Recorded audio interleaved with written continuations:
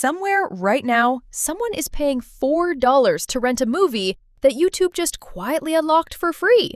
That's not a typo, and it's not a trick. 15 criminally underrated films. Real budgets, real stars, real critical acclaim. Just sitting on YouTube right now, with no subscription, no rental fee, nothing required. And a fair warning, these free windows tend to close without notice. If something on this list grabs you, just don't wait. There's a Kevin Costner performance directed by Clint Eastwood himself, one that a lot of critics still call the finest work either man has ever done. There's a Korean thriller from Joon-ho, made right before he became a household name, that ends in a way you will not see coming, and will not stop thinking about afterward. And there's a true Cold War spy story so consequential that the intelligence smuggled out of it genuinely helped defuse the Cuban Missile Crisis. 15 criminally underrated films, completely free, ranked. Let's go!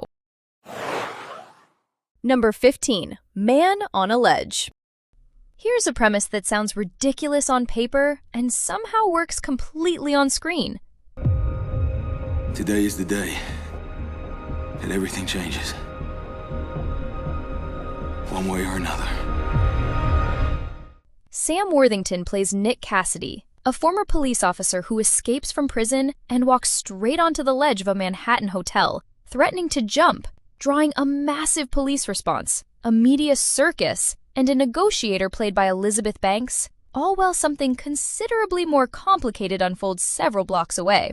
Asger Leth directed this, and the structure is the whole appeal. What looks like a straightforward suicide standoff is actually a deliberate distraction, engineered with real precision. And the film cuts between the rooftop tension and the parallel operation happening in real time, without ever losing momentum in either thread. Ed Harris plays the wealthy antagonist Nick believes framed him for a crime he didn't commit, and the mechanics of exactly how the ledge and the actual plan connect are genuinely satisfying once the film finally reveals its full hand. Pure high-concept popcorn thriller, executed better than its box office reception ever gave it credit for. Number 14. Out of the Furnace. I want to warn you up front, this one is bleak. And it earns every single ounce of that bleakness. It's a whole nother world up in there. Don't read of justice, and it does not include us.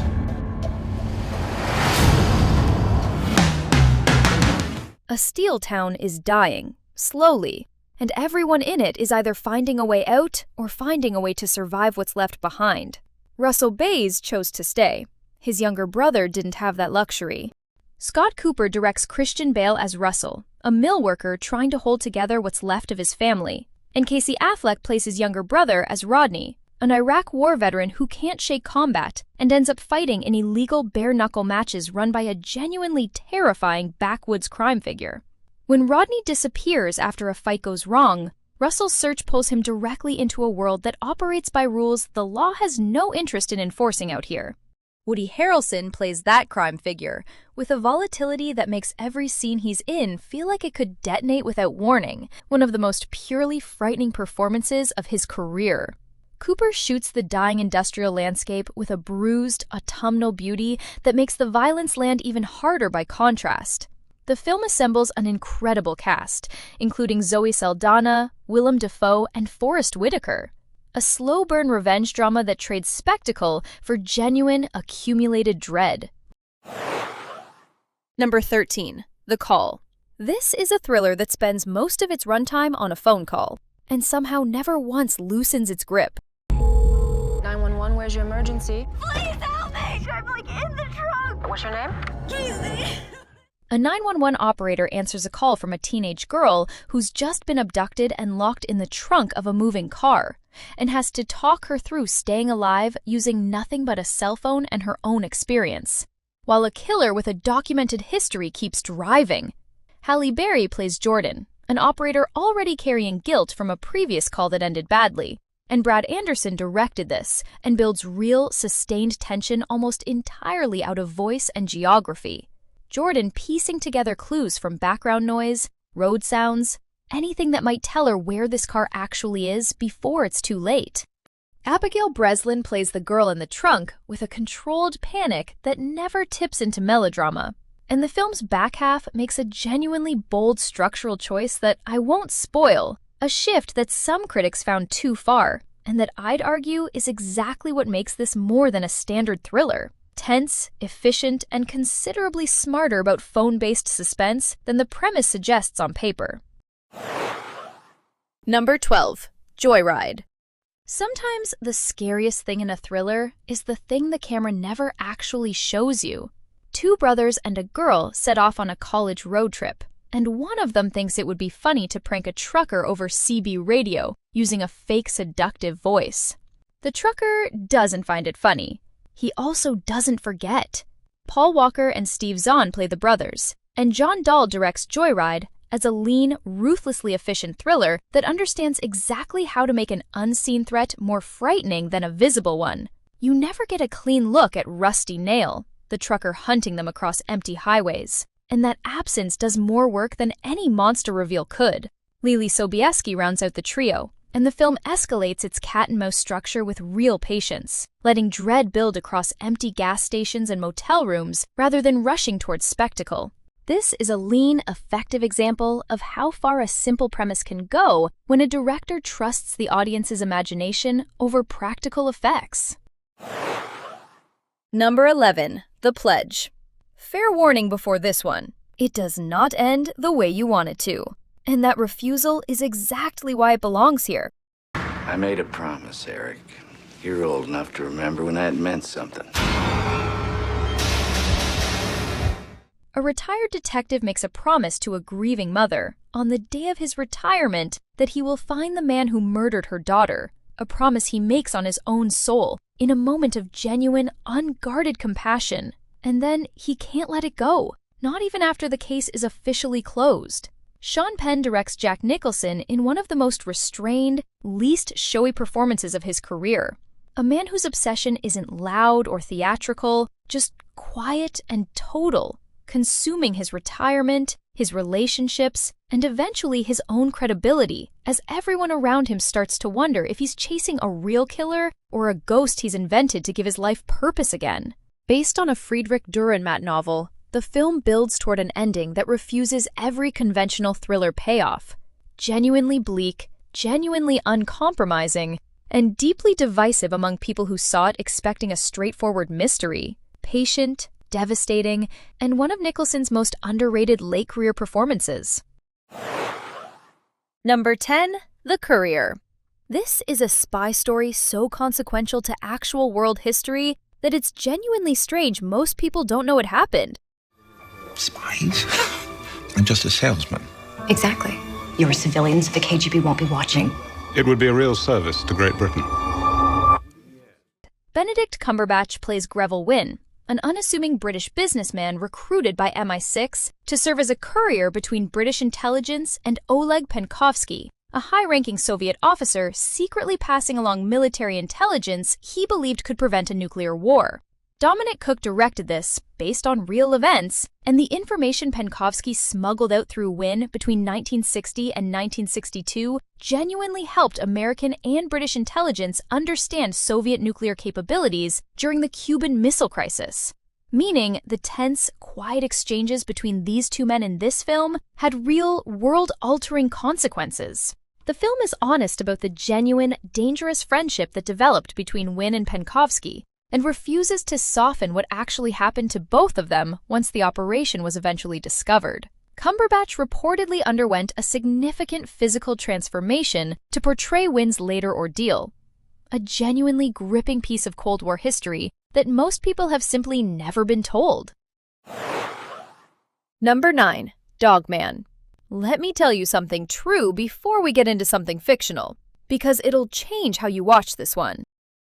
Before Matteo Garrone made this film, there was a real case in Rome that the Italian press nicknamed the Canaro della Magliana, a small, unassuming dog groomer who committed an act of shocking violence against a man who'd spent years tormenting him. Garrone uses that true story only as a starting point, but it's worth knowing going in because it grounds everything that follows in something that actually happened to someone. Marcello runs a modest grooming shop, and the film builds an entire emotional language out of how gently he handles the animals in his care. Patient, tender, genuinely skilled, set directly against how completely he allows Simone, a much larger, more violent local man, to use and humiliate him. That contrast is the whole film. Total gentleness with creatures who can't hurt him. Total submission to the one person who can. Marcello Fonte won Best Actor at Cannes, and the ending, which I won't describe, lands with a moral weight that refuses to give you the clean catharsis a revenge story usually promises. Difficult, quietly devastating, and genuinely unlike anything else on this list. Number 8. The Score. Watch this one for the heist. Stay for something you will genuinely never see on a screen again. After this, no more jobs. This is the last one I'm doing. I'm quitting. How many times you told me that in 25 years? A veteran thief, one last job away from finally retiring for good, gets pulled back in for a heist that requires him to work with a hotshot partner he doesn't trust and doesn't need to like. Robert De Niro plays that veteran thief, and the real event here is the cast around him. Edward Norton plays his younger partner, while also secretly playing a second character entirely for most of the film's runtime, a con inside the heist that De Niro's character doesn't know about either.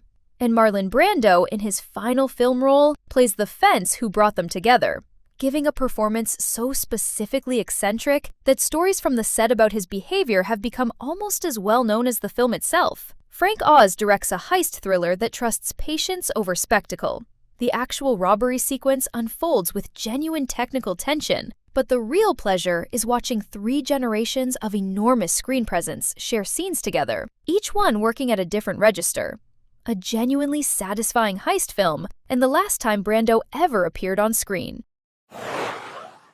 Number 7. The Kingdom. This film opens with one of the most visceral, unflinching terrorist attack sequences ever put on screen, and then spends the rest of its runtime on something considerably more complicated than simple revenge.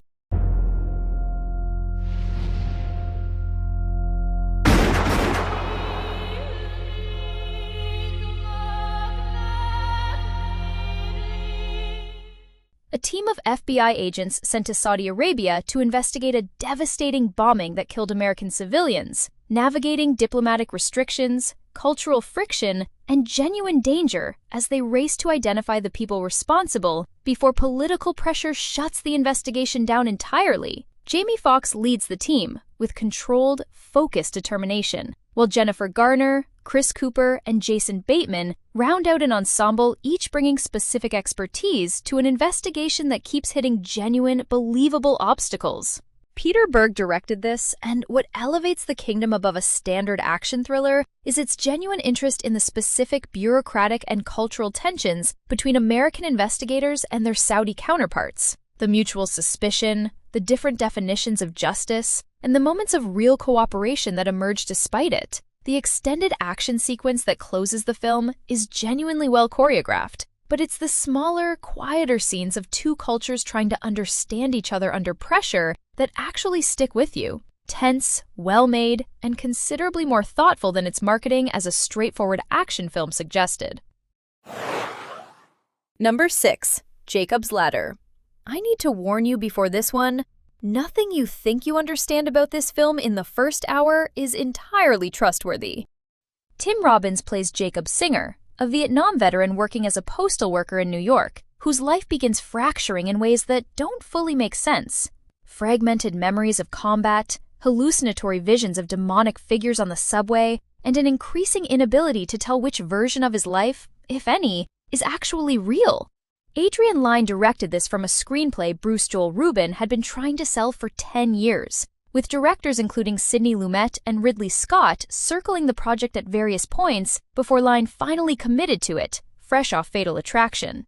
The visual language of Jacob's hallucinations, rendered with genuinely disturbing practical effects, has been cited as a direct influence on the Silent Hill video game franchise. The film is deliberately ambiguous for most of its runtime about what's actually happening to Jacob, and the answer, when it finally arrives, recontextualizes literally everything that came before it. Tim Robbins gives one of the most committed performances of his early career, in a film considerably darker and stranger than almost anything else being made in mainstream Hollywood at the time. Number 5. The Dead Zone. Before Cronenberg became known for body horror, he made this, and it might be the most human film he's ever directed. A schoolteacher wakes from a 5-year coma with a new, unwanted ability. Touching another person reveals fragments of their future, sometimes vividly, sometimes not enough to act on in time. And then he shakes the hand of a rising political candidate and sees something that puts him in an impossible moral position. David Cronenberg directs this Stephen King adaptation with more restraint than his reputation might suggest. This is Cronenberg working in a quieter, more melancholic register, more interested in personal tragedy than body horror. Christopher Walken plays Johnny Smith, with a genuine aching sadness underneath the premise's genre mechanics. A man who lost his fiancée, his career, and 5 years of his life to the coma, and who now has to decide what he owes a world that's largely moved on without him. Martin Sheen plays the ambitious politician, whose future Johnny glimpses, and the film's back half becomes a genuinely difficult ethical question dressed up as a thriller. What do you do with certain knowledge of a catastrophe nobody else can see coming? One of the finest, most emotionally grounded King adaptations, and a walk-in performance that deserves to be far better remembered. Number 4, Mother. I'm going to undersell this one on purpose, because the less you know going in, the harder it's going to hit. 완전 끝난 사건이라고. 너는 나한테 세상 천재 너하고는. 엄마가 직접 찾아 진짜 범인을. A mother's son is arrested for a murder the police are eager to close the book on. She knows, with absolute maternal certainty, that he didn't do it. And when nobody else will investigate properly, she starts doing it herself, knocking on doors, following leads, unraveling a small town's secrets one uncomfortable conversation at a time. Bong Joon-ho directed this before Parasite made him a global name, and Mother remains, for a lot of people who've seen his whole filmography, the film that most fully demonstrates what he's capable of. Tonal control so precise that the movie shifts between dark comedy, genuine tenderness, and mounting dread often within the same scene, without any of it feeling inconsistent. Kim Hye-ja plays the mother with a ferocity that builds toward one of the most devastating endings in modern Korean cinema. I'm not going to tell you anything about where this actually goes, because the specific way the truth unfolds is the entire reason this film has stayed with international audiences for over a decade. If you've only seen Parasite, this is where you go next. It might actually be better. Number 3, Blue Ruin. Jeremy Saulnier made this for something close to nothing, funded partly through Kickstarter, shot with a skeleton crew, and what he made is one of the most precisely constructed revenge thrillers of its year. It's an awful thing he did to them.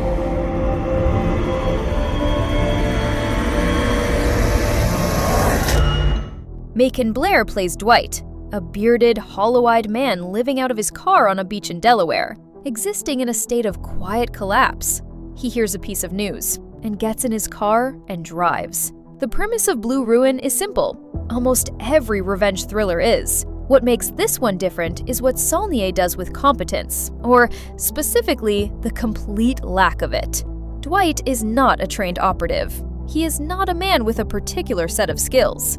He is a broken person who has decided to do a violent thing with no preparation, no weapons experience, and no plan for what comes after.